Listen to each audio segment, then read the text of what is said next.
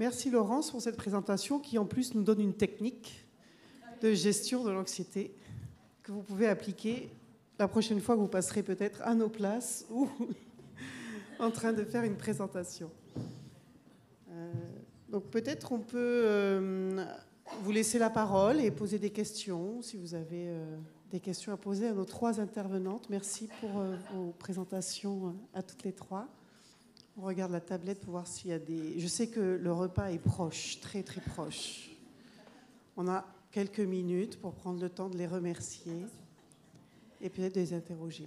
Bonjour, merci pour vos présentations. Moi j'avais une petite question pour Madame Moreau sur le protocole douleur finalement, à la prise en charge aux urgences ORL. Et peut-être parce que c'est toujours un questionnement que nous avons. Donc dans l'établissement dans lequel je viens, on a déjà un protocole douleur similaire aux urgences, qui sont plutôt des urgences générales, puisqu'on n'est pas CHU. Et une équipe de cardiologie a mis en place un protocole douleur dans leur unité, qui a un retour très, très, très favorable des professionnels, des patients, professionnels infirmiers et médecins, mais qui est toujours un petit peu complexe, dans le sens où le protocole, enfin, les infirmiers peuvent mettre en place le protocole, mais on a toujours cette question de comment ils peuvent l'activer et comment vous le tracez surtout, et est-ce que le médecin represcrit ou pas le protocole derrière? Voilà. Alors, merci pour votre question. Alors, nous, au niveau de l'activation, il est immédiat si le patient, quand on l'accueille au niveau des urgences, est douloureux. L'évaluation de la douleur fait vraiment partie de nos premiers questionnements. C'est vraiment la 5e constante, finalement. Donc, au niveau de son implication, il est immédiat si besoin.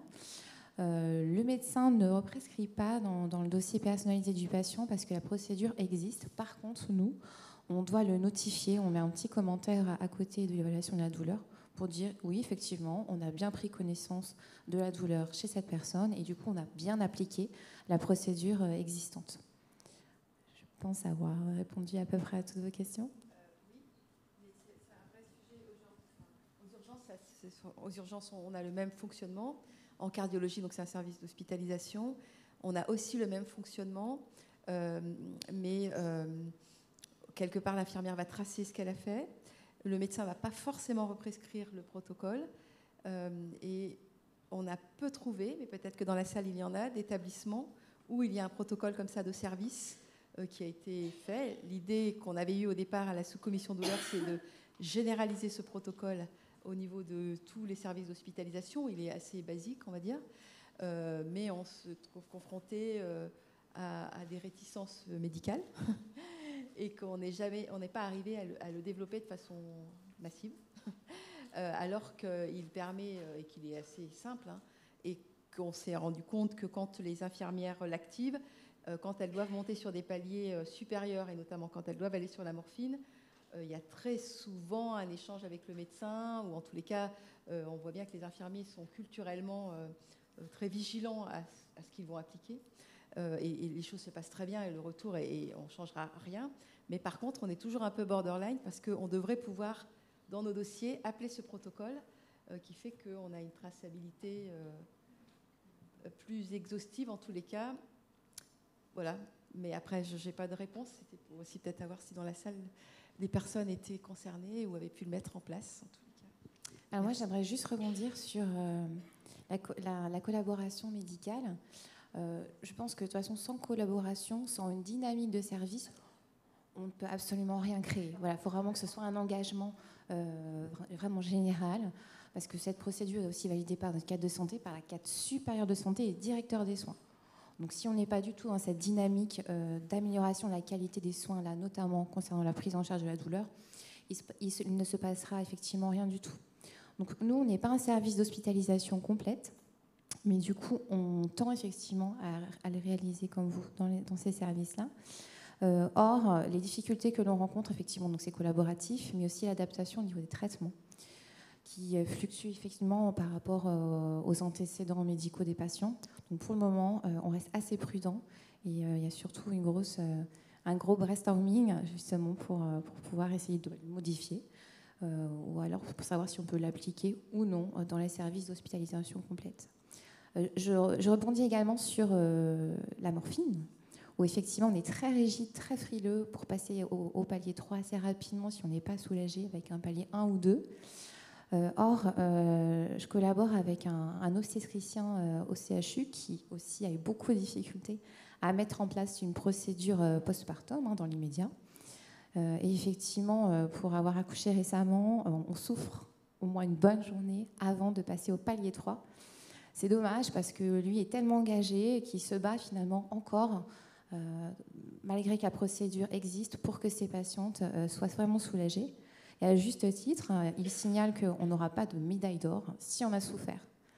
Donc voilà, son combat, et finalement, on a presque tous le même combat, mais il y a encore un long chemin à réaliser.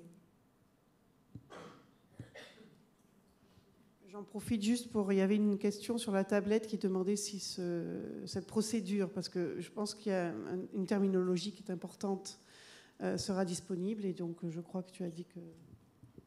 Alors la procédure a été envoyée au CNRD il y a à peu près 18 mois. Je ne sais pas si elle est encore dans les bases de données. Si. Donc oui, bien sûr, elle sera disponible sans problème. S'il y a besoin de la réenvoyer, je le refais sans problème. Oui. Sur la page qui est consacrée à la 19e journée que vous êtes en train de vivre, on a déjà préparé une page par intervenant. Elles sont un peu sous embargo là encore aujourd'hui, mais dès demain, on va les libérer. Vous retrouverez donc dedans les résumés, les textes que les intervenants nous ont proposés. Et vous avez aussi des liens vers d'autres ressources dans le site qui sont en lien, je dirais, intellectuel avec le sujet de la page. Et donc, effectivement, l'article qui était paru dans Douleur, évaluation, diagnostic et traitement, c'était ça c'est la revue Douleur. La revue Douleur, voilà, c'est ça.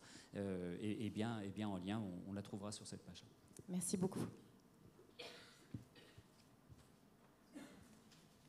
Une dernière question peut-être ? Merci. Et également une question à Hélène Moreau. Sur le protocole que vous avez, notamment concernant l'ACUPAN, est-ce qu'il est envisagé à un moment de passer à une forme orale ? Il me semble que la biodisponibilité de la forme injectable qui est utilisée oralement est moins bonne que la forme orale qui existe depuis quelques mois maintenant. Alors la forme orale, on existe en sublingual depuis la création de cette procédure. Moi, je l'ai rencontrée bien en amont. Effectivement, vu au niveau des durées d'efficacité, effectivement, on est exactement sur les mêmes. Après, nous, on perfuse uniquement les patients qui n'ont pas la voie Péros disponible. Mais effectivement, au niveau agissement de ce traitement, il est exactement le même. Pas d'autres questions ? Bon. Eh bien, écoutez, on vous souhaite... on remercie encore une nouvelle fois tous les intervenants de cette matinée. Et merci pour votre écoute à tous. On vous retrouve avec plaisir à la reprise à 14h. 14h, c'est ça.